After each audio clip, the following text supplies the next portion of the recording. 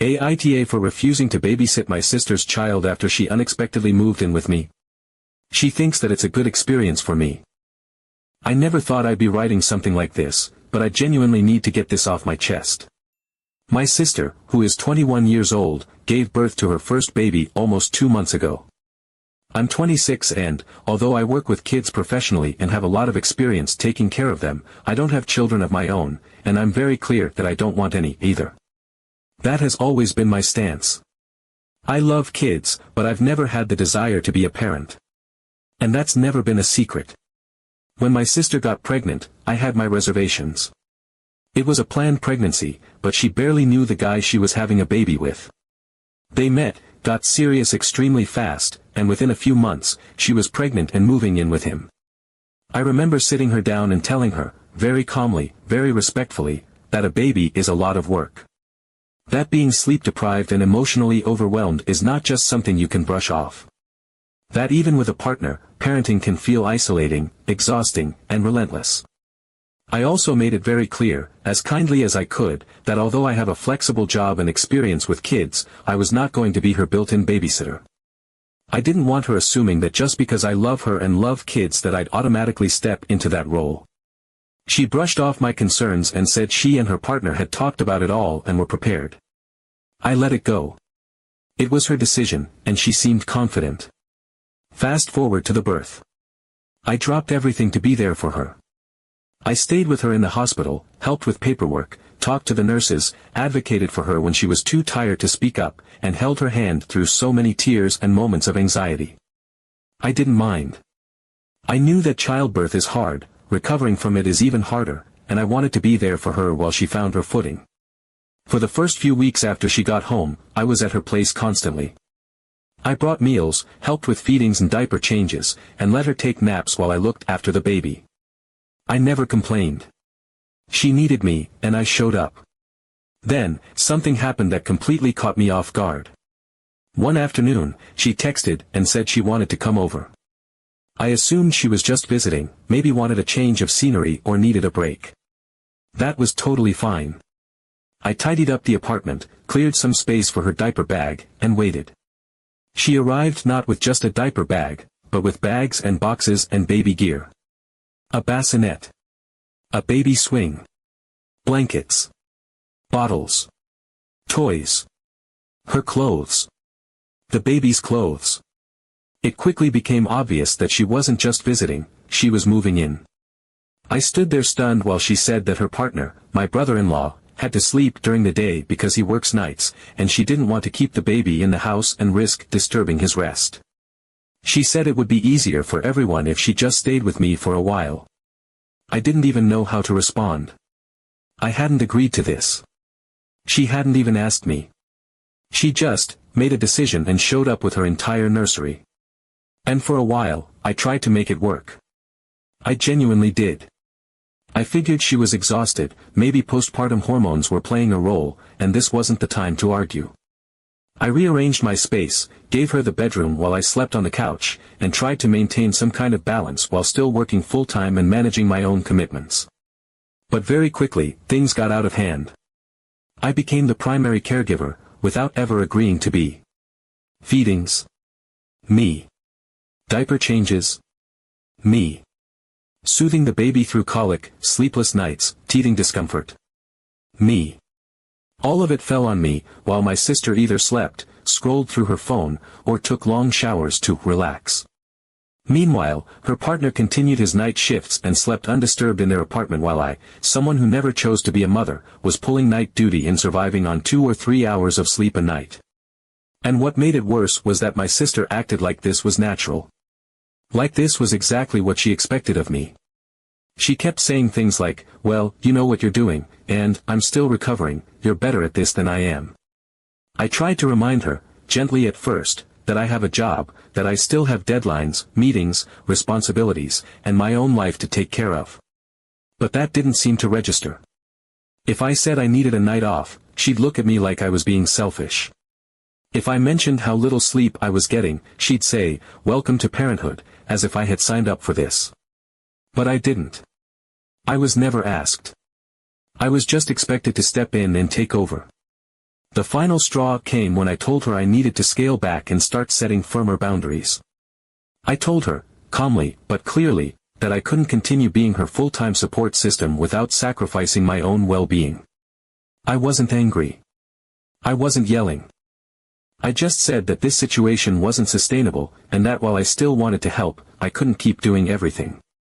I told her it was time for her to return home, work things out with her partner, and find a routine that didn't rely on me burning myself out.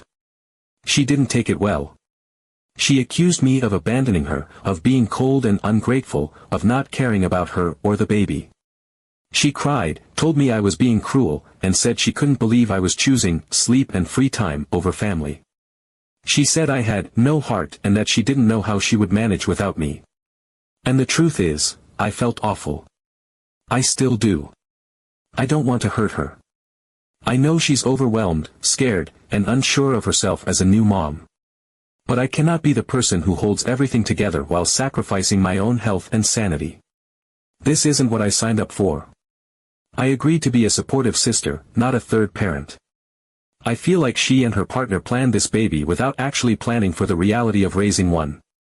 And instead of figuring it out together, they defaulted to the most convenient backup plan, me. Now that I'm enforcing boundaries, I'm being painted as the villain. My sister barely speaks to me. My brother-in-law hasn't reached out at all. I keep asking myself if I'm wrong, if I'm heartless, if I should have just kept going a little longer. But then I remember the sleepless nights, the unspoken expectations, the feeling of being trapped in a role I never wanted. And I don't think it's wrong to say no when the cost of saying yes is losing yourself entirely. So, am I the bad person for refusing to keep being my sister's full-time caregiver? For setting boundaries and wanting my life back? Because from where I'm standing, it feels like I was always meant to be the safety net, and no one even had the decency to ask. Update 1. It had only been a week since I finally sat down with my sister and set the boundaries that had been building inside me like a dam about to burst. I had told her that I couldn't keep doing everything, that while I love her and want to help, this wasn't sustainable, and she needed to return home and start parenting alongside the man she had chosen to have a child with. I expected tension. I expected disappointment. But I did not expect what came next. She didn't leave. She didn't even acknowledge the boundaries I set beyond an initial storm of tears and guilt-tripping. Instead, she kept acting like nothing had changed. She continued taking long naps, continued handing the baby off to me the moment he whimpered, continued acting as if my apartment was her permanent home. I was exhausted, mentally, physically, emotionally. But I was also gathering strength. I was done being railroaded into a situation I never agreed to. I was preparing to ask her to leave officially, no more warnings, no more softly patted hints. And then she dropped something new on me, something that felt rehearsed, like it had been sitting in her back pocket, waiting for the right moment to be used. She said the baby was experiencing severe separation anxiety. That he cried when anyone else picked him up, that he wouldn't sleep unless I was the one rocking him, that only my presence made him feel safe. She looked me dead in the eyes and said, "He doesn't get stressed when he's with you. You're the only one who doesn't cause him stress." I froze. It wasn't just what she said. It was how she said it, slow, deliberate, like she had been practicing it in front of a mirror. She used psychological terms so fluidly, so naturally, as if she had just walked out of a therapist's office. It didn't sound like a struggling young mom overwhelmed by the chaos of new motherhood. It sounded like manipulation dressed up in concern for her child. And it worked, momentarily. I felt a surge of guilt, as if kicking her out would be damaging the baby emotionally. As if I would be doing harm by removing the only safe space he had. But it didn't sit right with me. This baby, while occasionally fussy, was generally happy, well-fed, and quick to smile. He cooed at strangers and had never once refused to be held by someone else in front of me. I had a gut feeling something was off. That same evening, while my sister went out for a walk for fresh air, which had become her new nightly ritual that stretched for hours while I stayed back on baby duty, I did something I never thought I'd do. I called the pediatrician.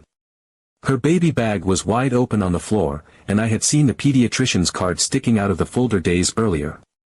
I dialed, asked to speak to a nurse, and explained who I was and why I was calling. The nurse was kind but firm. She said there were no notes indicating any behavioral or emotional concerns. No excessive crying. No signs of distress. In fact, during their last appointment, the doctor had encouraged my sister to start letting other people hold the baby more frequently, to let him adjust, not shelter him. The words hit me like a thunderclap. She wasn't just overwhelmed. She was lying. Lying to keep me tied down. Lying to keep the arrangement going, no matter how much it drained me. And worst of all, she was using her baby as a tool to do it. That was the moment I knew I was done. The next morning, I woke up early, before the baby stirred, before my sister emerged from the bedroom, and I sat at the kitchen table and wrote a letter. Just a few short paragraphs. Calm, direct, no dramatics. I told her that I loved her, that I would always care about her and her child, but that this was not a healthy arrangement. That I had never agreed to this level of responsibility and had given more than I had to give. I reminded her that she had a home, a partner, and other options, and that it was time for her to return to them. At the end of the note, I gave her a firm deadline, the end of the week. That gave her 5 days to arrange her things, talk to her partner, figure it out. But one way or another, this chapter was ending. I left the letter in the center of the kitchen table, where I knew she'd see it. I didn't hover. I went to work that day like usual and let the silence speak for itself. What followed was an explosion. That evening, I walked in the door to the sound of her crying. Not quiet, not mournful, but loud, performative sobs, the kind that feel engineered to draw attention. She was pacing back and forth in the living room with the baby in one arm and her phone in the other, already on a call with our mother. As soon as I stepped in, she launched into a tirade about how I was kicking a new mother out, how I had no compassion, how she couldn't believe her own sister could be so cold. I didn't respond. I walked to the bedroom, shut the door, and let her scream. Over the next few days, it only escalated. She slammed cupboards, talked loudly on the phone about me within earshot, and kept repeating that she didn't know where she would go, that I was putting her in danger, that I didn't care about my nephew. My mom called me too, more than once, and while she didn't outright attack me, her voice was laced with guilt. She asked me if I could just hold on a little longer, and said things like, "Your sister is just struggling right now." I told her, firmly, that I had already held on far longer than I should have, and that loving someone doesn't mean allowing them to take advantage of you. Each night leading up to the deadline, my sister tried a new tactic. One night, it was silence and sadness. Another, it was passive-aggressive comments about how the baby doesn't understand why his safe place is being taken away. Once, she left a pacifier on my pillow, like it was some sort of guilt-laden offering. But I stood my ground. I didn't engage in fights. I didn't justify myself. I gave her the deadline and stuck to it. On the 5th day, she left. She packed everything with theatrical slowness, pausing every few minutes to sigh loudly or sit and cry. She didn't say goodbye. She didn't thank me. She didn't acknowledge what I had done for her over the past 2 months. She just left, baby in tow, and slammed the door on her way out. I stood in the kitchen, listening to the silence that followed, and for the first time in weeks, I exhaled without the weight of expectation crushing my chest. The apartment felt eerily quiet. The kind of quiet that initially feels wrong, like something's missing, but slowly starts to feel like freedom. I didn't feel guilty. I didn't feel heartless. I felt like someone who had been forced into a role she never wanted, finally reclaiming her own life. She's still upset. I know because the messages haven't stopped. Some are angry, some are pleading, some are guilt-ridden. But I haven't responded. I don't owe her more than I've already given. She made choices. I made boundaries. And I didn't break down. Update 2. By the time the day arrived, the day she was supposed to move out, I had already cycled through every possible emotion. I was ready. I had given her a full week's notice, I had made myself crystal clear, and I had stuck to my boundaries without faltering. The emotional theatrics, the guilt trips, the phone calls from my mother trying to mediate, none of it had swayed me. I was drained, but I was firm. This was the final day, and I was prepared to reclaim my space and my peace. What I wasn't prepared for was her next move. That morning, she emerged from the bedroom with a strange smile on her face. She looked unusually composed, almost cheerful. She was carrying a box wrapped in soft pink paper and topped with a bow. It looked like a birthday gift, and for a moment, I was caught off guard. She handed it to me with a tone that felt almost rehearsed and said, "This is your chance to become more experienced in raising children." I froze. My brain couldn't quite process what was happening. This wasn't a goodbye. It was something else entirely. I opened the box slowly, half expecting to find baby clothes or a thank you note. Instead, I found an envelope and a neatly folded sheet of paper. It was a homemade certificate written in her own handwriting, declaring that I was officially responsible for the baby in case of anything. My name was written across the top, like I'd won an award. It had little hearts and stars doodled in the margins, like this was some kind of cherished, sentimental gesture. Tucked behind it was another note, scrawled hastily, that read, "Until we find a daycare, I know I can count on you during the day." I stood there, holding the papers in my hands, completely speechless. I didn't know whether to laugh or cry. It was surreal. After everything we'd gone through, the boundaries I had fought to enforce, the emotional manipulation, the nights of broken sleep, the constant burden of unspoken expectations, she was still trying to repackage her needs as a sweet, familial gesture. She was trying to assign me a role I never agreed to play, dress it up like it was an honor, and force it into my hands wrapped in pretty paper and emotional strings. It was manipulative, plain and simple. A last-ditch effort to create a bond that was really just another leash. She wasn't just refusing to accept my boundaries, she was attempting to rewrite them under the guise of love and trust. She was trying to guilt me into resuming the role of full-time, unpaid caregiver by disguising it as a heartfelt gift. It was so absurd I could almost admire the creativity, if it hadn't been so wildly inappropriate. I didn't raise my voice. I didn't get emotional. I simply told her, calmly and without room for argument, that I did not accept this title, and that this day was the final deadline. I reminded her of the conversation we had a week ago, the letter I left on the kitchen table, the timeline I had given her with more generosity than I should have. I told her the lease was in my name, and it was no longer up for discussion, she had to move today, as agreed. That's when she refused to come out of the bedroom. She shut herself inside with the baby, locked the door, and said she was too overwhelmed to move. She started crying again, loudly and theatrically, as if hoping the noise alone would break my resolve. She said she had nowhere to go, that her partner was unreliable, that I was abandoning them. It was a last-ditch push to make me feel like the bad guy, to drag me back into a role I never consented to fill. I didn't let it happen. I sat on the couch for 10 minutes, took a few deep breaths, and then I did something I never thought I'd have to do to my own sister. I called the landlord. The apartment was rented in my name. My sister was not on the lease. She had no legal right to be there. I explained the situation calmly, factually, without getting emotional. I told the landlord that a guest had overstayed her welcome, was refusing to leave, and that I needed assistance enforcing the terms of my lease. The landlord, to their credit, was professional and prompt. They came over within a couple of hours with a copy of the lease and made it clear, kindly but firmly, that if she didn't vacate voluntarily, the next step would be law enforcement. That finally shook her. She emerged, red-faced and angry, muttering under her breath about betrayal and how family doesn't do this to each other. But she started packing. She moved slowly, making as much noise as possible. She slammed drawers. She dropped things loudly. She kept repeating, "I guess this is what I get for trusting you," as if I had somehow violated her trust, when all I had done was refuse to be manipulated any further. She packed everything, the baby's clothes, her own belongings, and yes, even the absurd certificate and the ridiculous bow-wrapped box. She didn't say goodbye. She didn't thank me for the weeks of support, the sleepless nights, the meals, the emotional labor. She left in a cloud of resentment, carrying not just her bags but a narrative in which she had been wronged.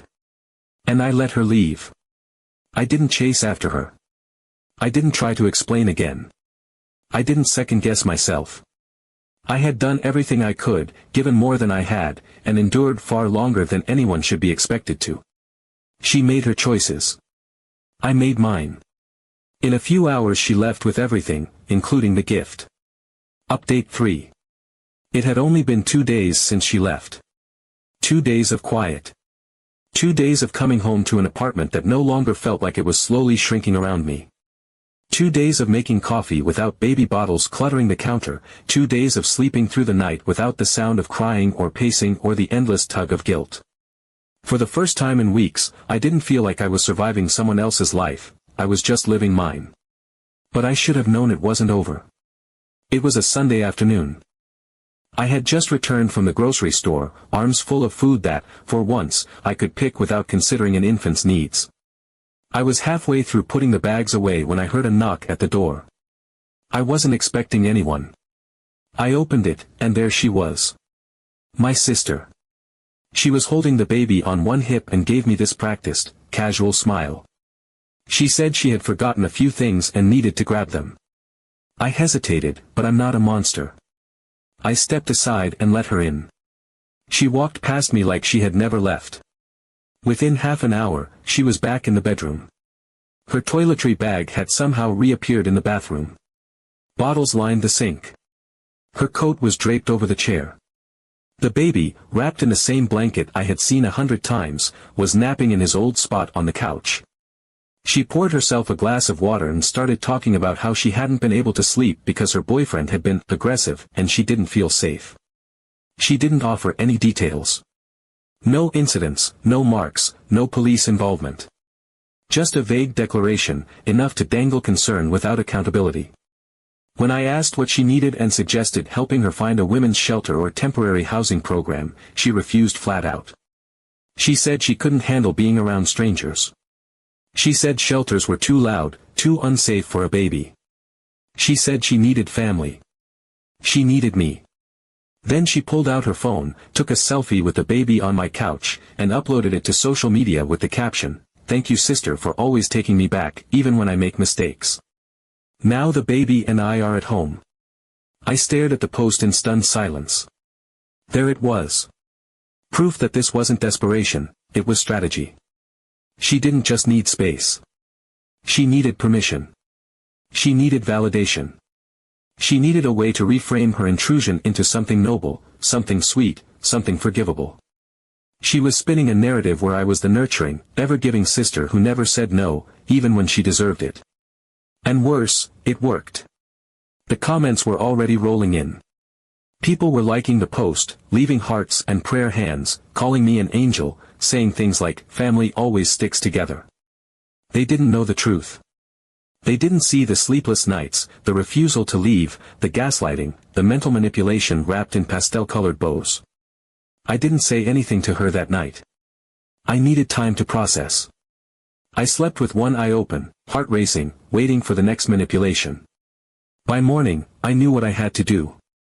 I left for work at my usual time, even though I had no intention of going in. I needed space. I needed backup. I returned an hour later and rang the doorbell to my own apartment. She didn't open the door. I waited, rang again. Nothing. I called her cell, straight to voicemail. I knocked. I texted. I even tried the key, which she had apparently swapped out sometime during her original stay. That's when it hit me, she had locked me out of my own apartment. She was barricading herself inside as if she lived there, as if she belonged there more than I did. I was standing in the hallway, holding my own work bag, completely and utterly stunned. I didn't waste time. I called the police. When they arrived, I showed them the lease agreement with my name clearly printed at the top. I showed them the eviction letter I had written her the previous week. I played the intercom footage from my phone, which showed her entering uninvited with a stroller and a bag. I pulled up the social media post she had made the day before, which clearly stated that she was back home. I even scrolled through our text messages, the weeks of her asking for just one more night, the repeated confirmations that this was temporary. The officers were calm and professional. They knocked, explained the situation, and requested that she open the door. It took her a long time, but eventually, she did. The look on her face when she saw me standing there behind the officers was something I'll never forget: anger, betrayal, and above all, disbelief. She really thought she could walk back into my life and stay there by sheer force of guilt and sentimentality. She argued, of course. She cried. She told the officers she had nowhere else to go, that I was her only family, that she had a baby. But they didn't budge. They explained the legality, told her this wasn't a domestic dispute, this was a property issue, and she had no legal claim to the apartment. She tried to argue that I had welcomed her back, citing the post she had written, as if Instagram carried more legal weight than a signed lease agreement. Eventually, she gave in. With gritted teeth and a scowl that could freeze fire, she packed her things again. She was slower this time, deliberately taking her time, making a show of every movement. She sighed. She muttered. She slammed cabinet doors. She took the baby off the couch with an exaggerated tenderness, whispering things just loud enough for me to hear, comments about how the world was cruel, how some people just don't understand what family means, and then, finally, she handed over the keys. No apology. No acknowledgement. Just a last, lingering glare and a dramatic, over-the-shoulder declaration about how she hoped I never needed help the way she did. And then she was gone.